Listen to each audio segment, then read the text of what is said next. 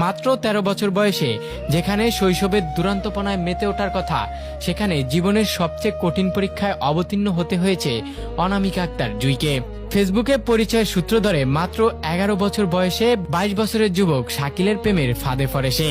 অপ্রাপ্তবয়স্ক অবস্থাতেই জুঁইকে ফুসলিয়ে বিয়ে করে শাকিল। চলতি বছরের শুরুতেই তাদের কোলে আসে এক কন্যা সন্তান। কিন্তু তখনও কি জুঁই জানতো তার এই শৈশবের হারানোর গল্পের সামনে অপেক্ষা করছে আরো এক বড় করুণ বাস্তবতা।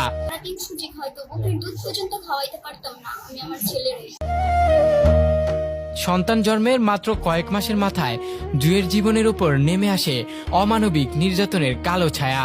অভিযোগ উঠেছে বুকের ধন ৭ মাসের দুগ্ধপোষ্য সন্তানকে জোরপূর্বক কেড়ে নিয়ে জুঁইয়ের শ্বশুরবাড়ি থেকে এক কাপড়ে বের করে দেওয়া হয়। নিজের নারী ছেঁড়া ধনকে হারিয়ে দিশেহারা হয়ে পড়ে ১৩ বছরের এই শিশু মা। কিন্তু মাতৃত্বের টানে হার মানেনি জুঁই। কোল খালি হওয়ার বেদনা আর এক বুক হাহাকার নিয়ে নিজের সন্তানকে ফিরে পেতে সে কড়া নাড়ে আদালতের দরজায়। গত ১ July Dhaka chief legal AIDS অফিসে সুবিচারের দাবিতে লিখিত অভিযোগ দায়ের করে এই কিশোরী। আইনি প্রক্রিয়ার পর চকবাজার থানা পুলিশের বিশেষ হস্তক্ষেপে উদ্ধার করা হয় শিশুটিকে। এরপর মঙ্গলবার ঢাকার আদালতে তৈরি হয় এক বিরল ও অভূতপূর্ব দৃশ্য। কাঠগড়ায় দাঁড়িয়ে থাকা ১৩ বছরের এক কিশোরী মায়ের কোলে যখন তার ৭ মাসের সন্তানকে ফিরিয়ে দেওয়া হয়, তখন বিচারক সহ উপস্থিত সকলেই আবেগে আপ্লুত হয়ে পড়েন। তবে বিবাদী শাকিলের দাবি, জুঁই স্বেচ্ছায় ঘর ছেড়েছিল এবং সে সন্তানকে রেখেই চলে যায়। বর্তমান বয়স ১৩ বছর ৪ মাস ২৩ দিন।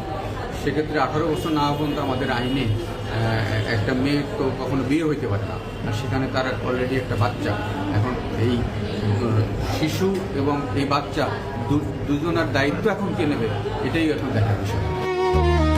আইনি লড়াই হয়তো তার নিজস্ব নিয়মেই চলবে, কিন্তু আদালত কক্ষের এই আবেগঘন দৃশ্য যেন আমাদের সমাজের এক নিষ্ঠুর বাস্তবতাকে নগ্নভাবে উন্মোচিত করে দিল।